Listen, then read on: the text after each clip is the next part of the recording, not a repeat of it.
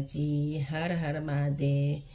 અત્યારે શ્રાદ્ધના દિવસો ચાલતા હોવાથી આપણે પિતૃપક્ષમાં તર્પણથી પિતૃઓના આશીર્વાદ મેળવવા માટે શું કરવું તે જાણશું। પિતૃપક્ષમાં તર્પણ વિધિ કરવાથી પિતૃઓના આશીર્વાદ પ્રાપ્ત થાય છે।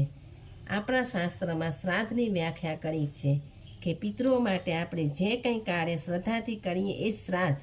શ્રાદ્ધમાં શ્રદ્ધા હોવી જરૂરી છે। અત્યારે શ્રાદ્ધ પક્ષ ચાલી રહ્યો છે। લોકો પોતાના પિતૃઓની તર્પણ વિધિ કરી રહ્યા છે, પિંડદાન કરી રહ્યા છે, બ્રાહ્મણને ભોજન કરાવી રહ્યા છે અને જરૂરિયાતમંદને દાન પણ કરી રહ્યા છે। શ્રાદ્ધ કર્મ પિતૃઓની તૃપ્તિ માટે કરવામાં આવે છે। એવી લોકવાયકા છે કે તર્પણ વિધિ કે પિંડદાન એટલે શ્રાદ્ધ કર્મ કરવાથી આપણા સ્વજનોના આત્માને શાંતિ પ્રાપ્ત થાય છે। કોઈ વ્યક્તિના જીવનમાં પિતૃદોષ લાગ્યો હોય તો તેનું નિવારણ શ્રાદ્ધ દ્વારા થઈ જવાની માન્યતા છે, પણ શ્રાદ્ધ કર્મ કાગ ભોજન વગર અધૂરું ગણાય છે। પિતૃપક્ષમાં કાગરાને ભોજન કરાવવાનું ખાસ મહત્વ છે। શ્રાદ્ધમાં કાગરાને ભોજન કરાવવું એટલે આપણા પિતૃઓને જમાડ્યા બરાબર છે। ત્યારે પણ એમ કહે છે કે આપણા શાસ્ત્રમાં પિતૃપક્ષમાં કાગરાને ભોજન કરાવવાનો ખૂબ જ મહિમા છે।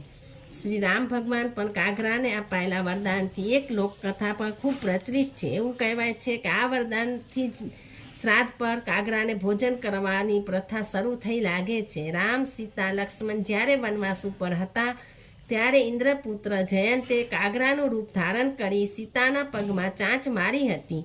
તે વખતે શ્રી રામે પોતાના બાણથી કાગરાનું રૂપ ધરી આવેલા જયંતીને બંને આંખ ફોડી નાખી હતી। જો કે ત્યારબાદ જયંતની માફી પણ શ્રી રામે જયંતને માફ પણ કરી આપ્યું હતું અને વરદાન પણ આપ્યું કે કાગરાને અર્પણ કરવામાં આવેલું ભોજન પિતૃઓને પ્રાપ્ત થશે।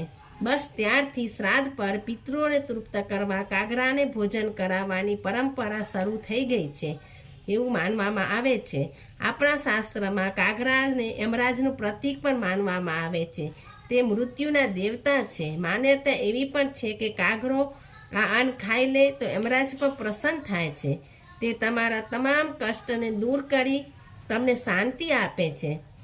પ્રાચીન સમયમાં યમરાજે કાગરાને વરદાન આપ્યું હતું કે તમને અપાયેલું ભોજન પિતૃઓને શાંતિ આપશે। ત્યારથી કાગરાને ભોજન આપવાની પ્રથા શરૂ થઈ છે।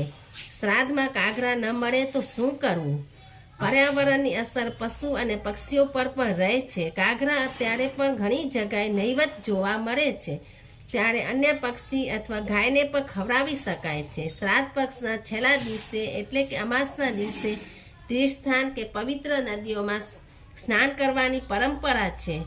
તે ઉપરાંત પૂર્વજો માટે શ્રાદ્ધ કર્મ પછી દીપદાનનું પણ ખાસ મહત્વ છે। સર્વ પિતૃ અમાસના દિવસે પંચબલી કર્મ એટલે કે બ્રાહ્મણ, ગાય, કૂતરા, કાગરા અને કીડીને ભોજનની સાથે પીપળાનું પણ પૂજન અને જળ અર્પણ કરવાથી પિતૃઓ પ્રસન્ન થાય છે।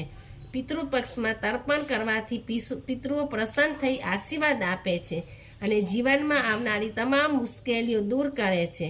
એટલે શ્રાદ્ધ પક્ષમાં પિતૃપક્ષમાં તર્પણ વિધિનું સારું એવું મહત્વ છે અને એમને પિતૃઓને તર્પણ કરવાથી પિતૃઓના આશીર્વાદ પ્રાપ્ત કરી શકાય છે। જય શ્રી કૃષ્ણ, જય માતાજી, હર હર મહાદેવ। જય શ્રી કૃષ્ણ, જય માતાજી, હર હર મહાદેવ। તમને એવી જ કથા, વાર્તાઓ, ધાર્મિક કંઈ પણ સાંભળવું હોય તો મારી ચેનલને લાઈક કરો, શેર કરો, સબસ્ક્રાઈબ કરો અને આગળ નવી નવી કંઈ કથાઓ કે સાંભળવી હોય તો કમેન્ટ કરો। હર હર મહાદેવ।